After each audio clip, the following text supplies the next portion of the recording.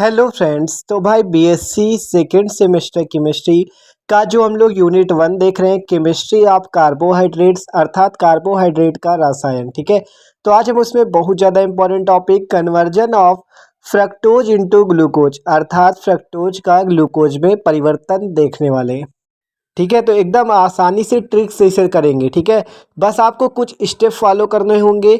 देख सकते हो इन कुछ स्टेप को आपको फॉलो करना, एकदम ट्रिक से आप फ्रक्टोज को ग्लूकोज में परिवर्तित कर लोगे। ठीक है, कुछ कठिन नहीं, एकदम आसान। तो बस प्लीज़ वीडियो को लास्ट तक देखना। ठीक है, तो चलो बात करते हैं, कन्वर्जन करते हैं फ्रक्टोज का ग्लूकोज में।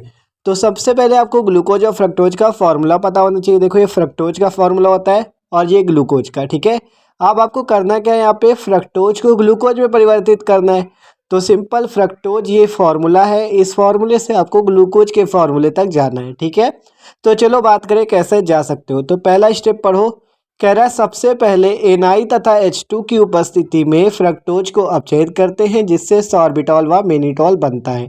तो चलो हम लोग सिंपल फ्रक्टोज, देखो हमने यहाँ पे ले रखा है CH2OH, C double bond no, CHOH को होल थ्राइज और CH2OH।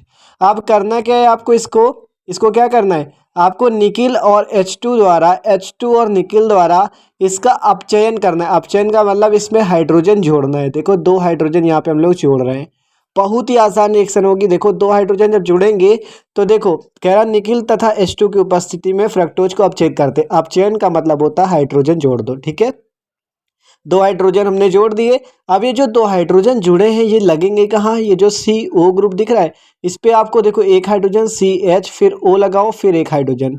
ठीक है, ये वाला एक हाइड्रोजन फिर लगा दो, तो CHOH बना देना। जहाँ CO था उसे CHOH बना दो, तो CH2OH, CHOH, फिर नीचे CHOH का होल थ्राइज।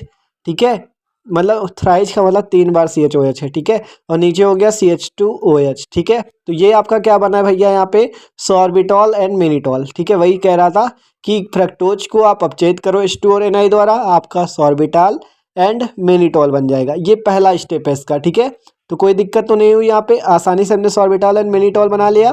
तो ये इसका फर्स्ट स्टेप था कि फ्रक्टोज से आप कैसे ग्लूकोज बनाओगे। ठीक है, तो उसका फर्स्ट स्टेप था ये। आप देखो आगे देखते हैं, आगे देखो H2 और NI द्वारा अपचयित कर दिया आपका सॉर्बिटॉल एंड मेनिटॉल, CHOH, ये देख सकते हो। ठीक है, तो इतना तो आसानी से कर लिया। आगे देखो, आगे आपसे कह रहा था जब ये फ्रक्टोज से सॉर्बिटॉल एंड मेनिटॉल बना लोगे, देखो निकिल H2 द्वारा उपस्थिति में फ्रक्टोज को अपचयित करते हैं, जिससे सॉर्बिटॉल व मेनिटॉल बनता है। अब इसका ऑक्सीकरण करने पर ग्लूकोनिक अम्ल बनता है, जो शीघ्र ही जल का एक अणु त्याग कर लैक्टोन बनाता है। क्या होगा, पहले ग्लूकोनिक अम्ल बनेगा। तो चलो इसका ऑक्सीकरण करते हैं और ग्लूकोनिक अम्ल को बनाते हैं। ठीक है, तो चलो बनाते हैं, इसको ग्लूकोनिक अम्ल में परिवर्तित करें। तो सिंपल देखो, ऑक्सीकरण करने को कह रहा था तो ऑक्सीजन का योग करना है। ठीक है, जब ऑक्सीकरण कहे तो ऑक्सीकरण मतलब ऑक्सीजन, अपचयन में हाइड्रोजन। ठीक है, इसका H2O2 और Fe2+ द्वारा ऑक्सीकरण होगा। ठीक है, जब ऑक्सीकरण होगा तो क्या होगा भैया, यहाँ पे ये जो आप देखो CH2OH है। ठीक है, इसकी जगह आपको C OOH कर देना। ऑक्सीजन जुड़ेगा ना तो C OOH हो जाएगा, और पूरा वही CHOH का होल थ्राइज और नीचे आपका CH2OH। ठीक है, CHOH का होल थ्राइज और नीचे CH2OH। इसका नाम क्या होगा, इसका नाम होगा ग्लूकोनिक एसिड। सिंपल, इस पे ऑक्सीकरण हुआ और CH2OH को हमने COOH में परिवर्तित कर दिया। इसका क्या नाम है, ग्लूकोनिक एसिड अर्थात ग्लूकोनिक अम्ल। ठीक है, तो सिंपल भैया ग्लूकोनिक अम्ल बन गया। यही कहा गया था, आप इसका ऑक्सीडेशन करोगे सॉर्बिटॉल एंड मेनिटॉल का, ग्लूकोनिक एसिड बन जाएगा। अब कहा गया जब ये कुछ देर बाद क्या होगा आपका, देखो कहा गया है कुछ देर बाद शीघ्र ही जल का एक अणु त्याग कर लैक्टोन बनाता है। ये शीघ्र ही क्या करेगा, एक जल का अणु त्याग देगा और लैक्टोन में परिवर्तित हो जाएगा। ठीक है, अभी तो ग्लूकोनिक एसिड बना, जो शीघ्र ही जल का अणु त्याग कर लैक्टोन बनाता है। तो चलो देखते कैसे बनाएगा।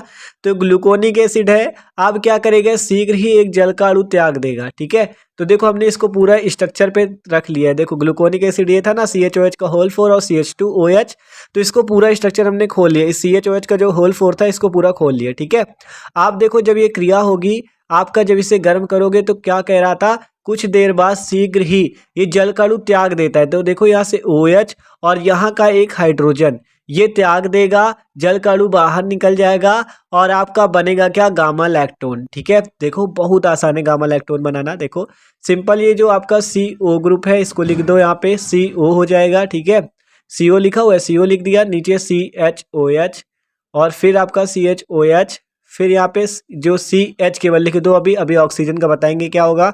यहाँ पे CHOH और फिर नीचे CH2OH, ठीक है।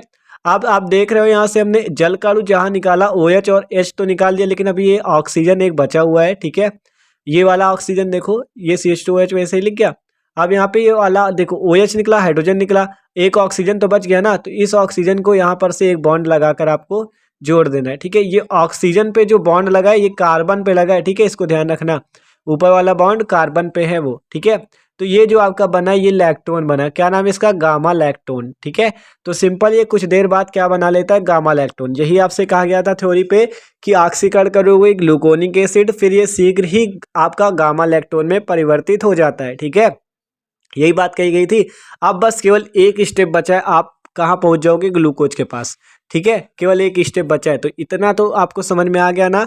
आप देखो कहा गया इसका ऑक्सीकरण करने पर ग्लूकोनिक अम्ल बनता है जो शीघ्र ही जल त्याग कर लैक्टोन बनाता है। अब लैक्टोन का देखो, लैक्टोन बन गया।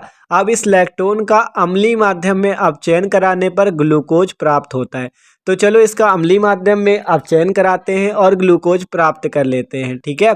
तो अम्लीय माध्यम कह रहा है मतलब अम्ल मिलाना पड़ेगा।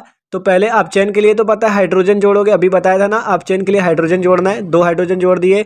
अब यहाँ पे अम्लीय माध्यम कह रहा है, इसलिए NaHG और CH3COOH सोडियम मरकरी और एसिटिक अम्ल द्वारा अपचयन होगा, जिससे आपका किस में परिवर्तित हो जाएगा, ये ग्लूकोज में। बहुत आसान है इसको बनाना भी। देखो 2 हाइड्रोजन ले लिए, इतना तो समझ में आ रहा है, 2 हाइड्रोजन जोड़ने इस पे। तो ये जो भैया 2 हाइड्रोजन है आपके, इसमें से एक हाइड्रोजन आपको ऊपर ये जो CO दिख रहा है इस पे आपको जोड़ देना है। तो क्या हो जाएगा, CHO, नीचे क्या बचा, CHOH, फिर आपका नीचे CHOH और यहाँ पे CH, और ये जो ऑक्सीजन है आपका, ये जो बॉन्ड से जुड़ा हुआ है पूरा, इसको लिख दो। और ये यहाँ से हाइड्रोजन एक CHOH बन गया ये भी, क्योंकि 2 हाइड्रोजन थे ना, एक ऊपर लग गया, एक यहाँ नीचे भी CHOH और ये CH2OH। तो बना लिया भैया हमने ग्लूकोज, देख सकते हो यही आपका है। CHO हो गया, यहाँ पे एक हाइड्रोजन जो बचा इसको नीचे वाले के साथ जोड़ दो, CHO और H, ठीक है। और सेम वही CHOH और CH2OH, तो बना लिया ग्लूकोज, ठीक है, कोई दिक्कत नहीं। इसी का नाम एल्डोहेक्सोज भी होता है, ठीक है। तो आसानी से आप फ्रक्टोज को ग्लूकोज में परिवर्तित कर सकते हो। कहा था ना केवल कुछ स्टेप फॉलो करो। पहले कहा गया सबसे पहले निकलता था H2 की उपस्थिति में फ्रक्टोज को अपचयित करते हैं, जिससे सॉर्बिटॉल व मेनिटॉल बनता है। तो सिंपल हमने सॉर्बिटॉल या मेनिटॉल बना लिया, ठीक है। फ्रक्टोज को अपचयित किया, सॉर्बिटॉल एंड मेनिटॉल बना। फिर कहा गया इसका ऑक्सीकरण कराने पर ग्लूकोनिक अम्ल बनता है जो शीघ्र ही जल का त्याग कर देता है। देखो आपका ग्लूकोनिक एसिड बना ऑक्सीकरण करने पर जो शीघ्र ही जल को त्याग कर एक मतलब गामा लैक्टोन में परिवर्तित हो जाता है। तो भैया ये गामा लैक्टोन में परिवर्तित हो गया। अब गामा लैक्टोन का अम्लीय माध्यम में अपचयन करने पर ग्लूकोज प्राप्त होता है। तो सिंपल भैया प्राप्त कर सकते हो आप ग्लूकोज, ठीक है। फ्रक्टोज से हमने परिवर्तित कर दिया ग्लूकोज में। तो यार वीडियो अच्छा लगा हो तो प्लीज़ वीडियो को लाइक भी कर देना और चैनल पे न हो तो सब्सक्राइब भी कर देना, और प्लेलिस्ट बनी हुई है वीडियो अच्छी।